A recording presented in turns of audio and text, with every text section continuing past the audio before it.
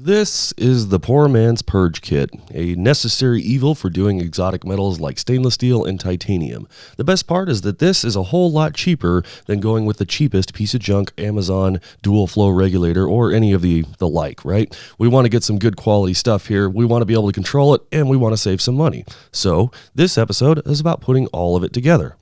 Now, just like all of my other episodes where I have some DIY stuff and I put together all the kits and everything else like that, you're going to see some links to Amazon below. And that does help the channel out and everything else. We appreciate that. But I'll be very straight up and honest with you. It's a lot more expensive if you go the Amazon route than, let's say, your local hardware store or Home Depot or Lowe's or maybe even your auto parts store. You might even find some of this stuff there too. So just kind of, search around, find the best price that you can, because at the end of the day, it's about saving money and putting this stuff together, achieving the result that we want, right? So I'm going to show you a bunch of both of each side and just, follow along, put the pieces together, and, we'll go from there. So let's get to it.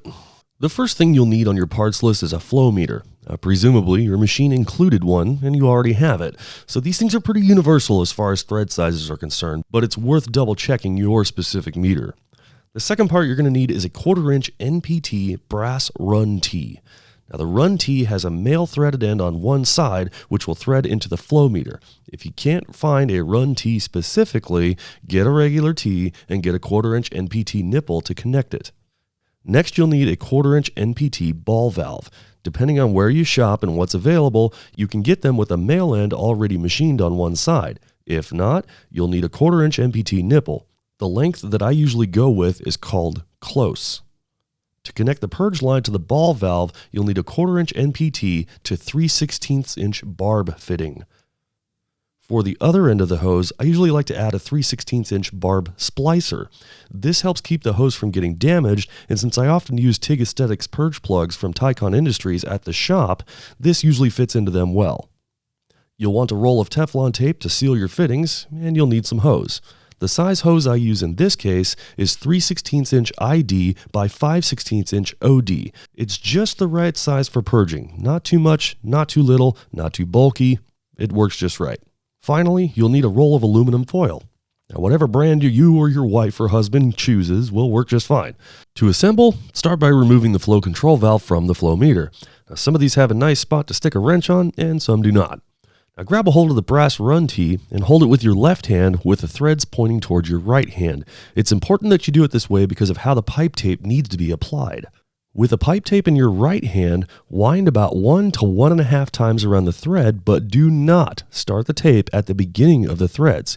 You want to leave the beginning of the threads exposed to avoid any bits of tape coming free and potentially clogging up your machine ports or purge lines.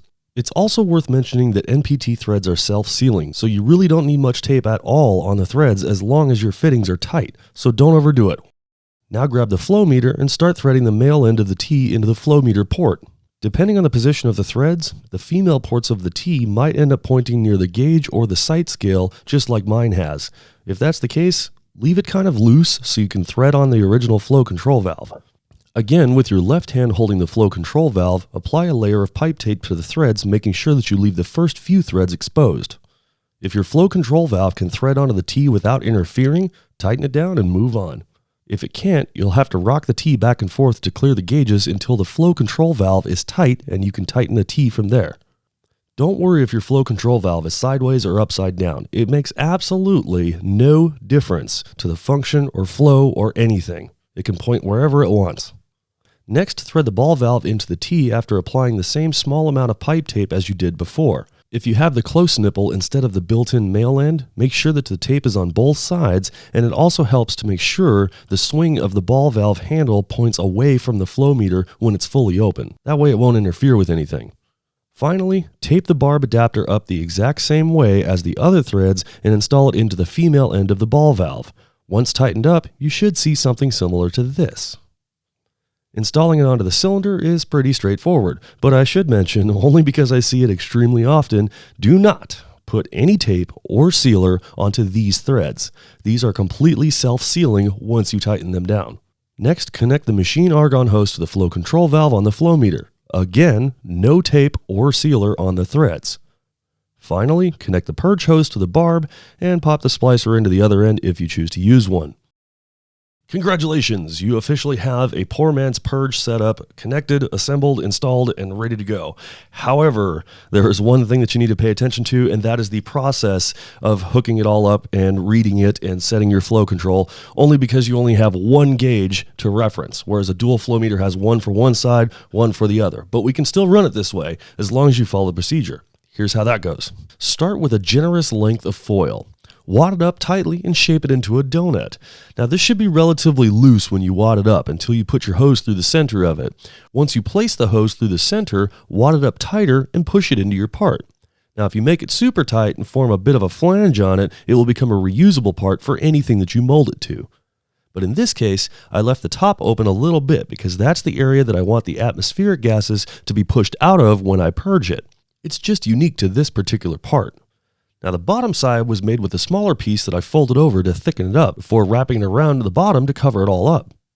Now foil can be used once or reused forever, and that's the best part is it's really cheap and it fits, well, everything. And now with your part set up, turn on your machine and crank up your post flow to the maximum allowable time. Now tap the foot pedal or the trigger to initiate the post flow cycle. Set your flow meter for the torch flow and only the torch flow. Whatever cup size you are using determines the amount of flow you should set the gauge to. With the gas still flowing, slowly open up the purge line and watch the ball move. You will see an increase of height or flow with the ball, which that's what you're adding to the total flow. So in this case, if I set my torch to 20 CFH and I want my purge line to be at 10 CFH, I need to set the flow meter to 30 CFH while both lines are flowing. When the post-flow cycle expires, the machine will go back down to 10 CFH on the purge line until I start welding again. All you're really doing is adding the purge flow value to the torch flow value to determine how much is actually flowing on each side. It's really that simple. But how well does it work? Well, see for yourself. This titanium part is completely purged and clean on the backside, and I used nothing more than what we showed here, which was both cheap and reliable. Now on to the best price and bargain for shopping. Now I'm only comparing Home Depot to Amazon because those are the two largest shopping places for this kind of stuff. I'm also only choosing items on Amazon Prime because you can have them just about as fast as going to Home Depot, well, in most places. So here we go. A 1/4-inch NPT brass run tee is not available at Home Depot, but on Amazon I found a single run tee for $9.98 and a 2-pack for $9.49, which makes them just under $4.75 a piece. The alternative is to buy a $3.51 NPT brass close nipple and a standard 1/4-inch NPT T or FIP tee for $8.20, which is combined to $11.71. It's either $11.71 for Home Depot versus Amazon for a 2-pack at $9.49. Cheaper is cheaper. So technically Amazon has a run tee cheaper than Home Depot. Amazon also takes the win on the ball valve as they have one for $6.99 with a male end already on it, whereas at Home Depot you'll have to get the regular female ball valve for $8.72 and a 1/4-inch by close size brass nipple for $3.51. The ball valve by itself at Home Depot is already more expensive, so might as well just get that on Amazon. However, Home Depot does take the win on the barb at $5.21 compared to Amazon Prime at $5.59, and the splicer is $3.53 for one. On Amazon, you have to buy two for $6.39. Now, it's cheaper per unit on Amazon, but you're paying for more total if you're not chasing the bottom line. And in this video, we're chasing the bottom line.